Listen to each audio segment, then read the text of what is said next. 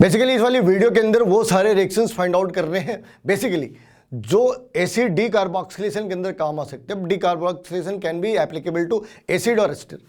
We need to find out the methods that can reduce or that can be used for the decarboxylation of acid or ester.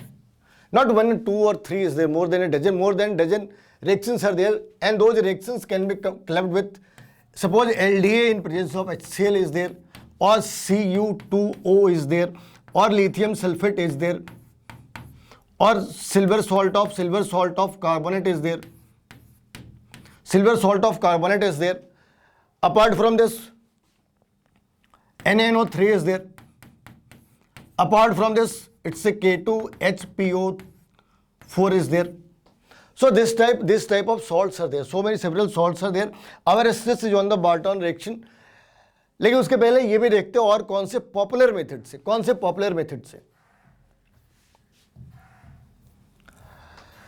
तो lithium sulphate का जो ये salt है, इन्होंने क्या करा, ये एस्टर ग्रुप को ये कन्वर्ट कर रहे हैं किसके अंदर। एक यहाँ पे जो सबसे बढ़िया सी चीज़ है, एक CO2 कन्वर्ट हो रहा, एक एस्टर ग्रुप CO2 के फॉर्म में बाहर आ जा रहा, डीकार्बोक्सिलेशन हो रही, दूसरा पार्ट अपनी जगह रह जाता है। यहाँ पे भी ऐसे ही है, एक part out of 2 ester group only one is undergoing for the decarboxylation. और ये इन रिएक्शंस की ब्यूटी है। तुम्हें इसका ध्यान रखना है कि यहाँ पे जब ये एग्जाम के अंदर आते तो कई बार क्या करते लोग, दोनों ही जगहों से CO2 बाहर निकाल देते, दोनों जगहों से CO2 बाहर नहीं आ सकती। जो नेक्स्ट पार्ट है, नेक्स्ट पार्ट के अंदर K2HPO4 सॉल्ट ले रखा है, लेकिन इस वाली केस में अल्केन नहीं बन रहा। जनरली वो अल्केन क्रिएट कर रहे हैं, लेकिन कई बार एल्कोहल हो सकता है, कई बार साइनाइड भी हो सकते हैं। हर बार अल्केन हो ये बिल्कुल भी जरूरी नहीं। इस वाली केस में NaNO3 यूज करा तो साइनाइड जनरेट हो जा रहे हैं, NaNO3 यूज करा तो साइनाइड जनरेट हो जा रहे हैं। लिथियम सल्फेट के साथ वापस फिर से वैसी बात कि out of 2 only one has been reduced. अब आते हैं वापस बार्टन रिएक्शन के ऊपर। तो इस पूरे केस के अंदर हो क्या रहा, बेसिकली CO2 बाहर आ जाने हैं। और अगर CO2 बाहर आ गई तो बचना क्या है, RH बचना है। तो इस वाली पार्ट से तुम ये समझ लो कि ये पार्ट गायब हो जाना है। ठीक है जी, गायब हो गया, फिर बना क्या, फिर बना RH। तो इतने सारे रिएजेंट्स का रोल क्या है, तो ये जो DCC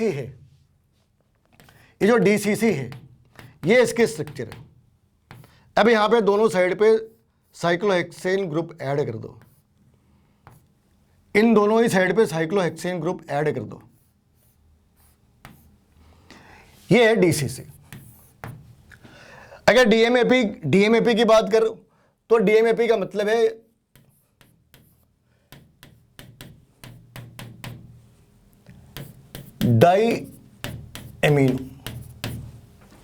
dimethyl amine, it's a dimethyl amine pyridine. तो ये दोनों जेंटलमैन करके रहे, इन दोनों का काम क्या है, तो इसका काम है बेसिकली कपलिंग रिएक्शन। इसका काम है basically it's a coupling reaction, और ये बेसिकली एस्टरिफिकेशन में काम आते हैं। तो इन दोनों ने क्या करा, यहां पे एक एस्टर क्रिएट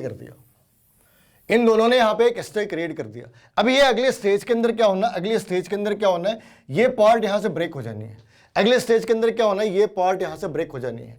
और जैसे ही ये पार्ट ब्रेक हो गई, अब ये क्या बना, COO नेगेटिव प्लस ये पूरा पार्ट। अब यहां से डीकार्बोक्सिलेशन होनी है, इस वाली पार्ट से डीकार्बोक्सिलेशन होनी है, CO2 बाहर आ जाना है। अब भी यहां पे दो रिएजेंट है, AIBN और Bu3SNH। AIBN तो बहुत ही आसान सी स्ट्रक्चर है, नाइट्रोजन ले रखा है दो साइड पे, और यहाँ पे इस तरीके से एरो बना दो, यहाँ पे इस तरीके से एरो बना दो। इन दोनों ही साइड पे, एक साइड पे CN डाल दो किसी एक साइड पे, और बचे हुए दो पार्ट्स पे CH3। एक पूरी वीडियो है इसके ऊपर। अब ये काम क्या करता, इसका काम क्या है भाई, इसका काम है it's a free radical initiator. ये जहां कहीं भी होगा वो फ्री रेडिकल इनिशिएट करते हैं। इसने फ्री रेडिकल इनिशिएट करना है, और उस फ्री रेडिकल को रिड्यूस किसने करना है, ये उस फ्री रेडिकल को रिड्यूस करते हैं, तो ये जो यहां से इन्होंने आधे दर्जन रिएजेंट ले रखे हैं, इन सबके अपने स्पेसिफिक रोल है। बार्टन्स रिएक्शन, ये थोड़ी सी इंपॉर्टेंट सी रिएक्शन है, बाकी रिएक्शंस उतनी इंपॉर्टेंट नहीं है, लेकिन फिर भी तुम्हें इनकी मैकेनिज्म अगर तुम देखोगे तो इन सबकी मैकेनिज्म ऑलमोस्ट एक दूसरे के साथ मैच कर जाती है। अगर एसिड है तो उसे एस्टर में कन्वर्ट करा, अगर एस्टर है तो फिर उसकी सीधे डिकार्बोक्सिलेशन करी, जैसे इस वाली साइड पर कर रखा है। तो इसकी जो डिटेल्स मैकेनिज्म है वो इस तरीके से है।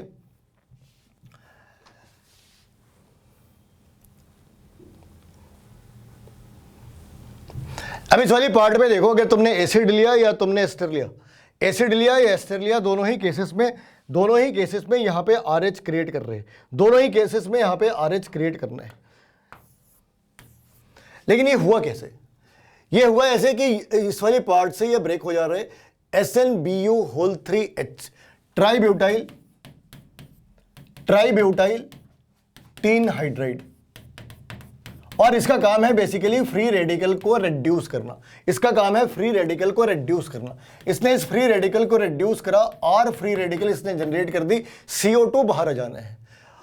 और जो ऐसे यहां पे डबल बॉन्ड है, इस वाले पार्ट से SnBu3 अटैच हो जाना है, SnBu3 अटैच हो जाना है।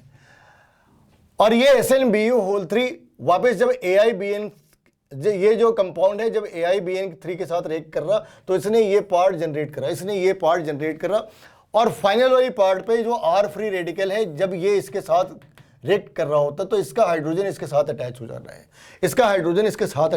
है, तो ऐसे बहुत सारे स्पेसिफिक रिएक्शन हैं जिसके बारे में 1 बाय 1 करके डिस्कशन करना है, जो गेट के सिलेबस के अंदर है।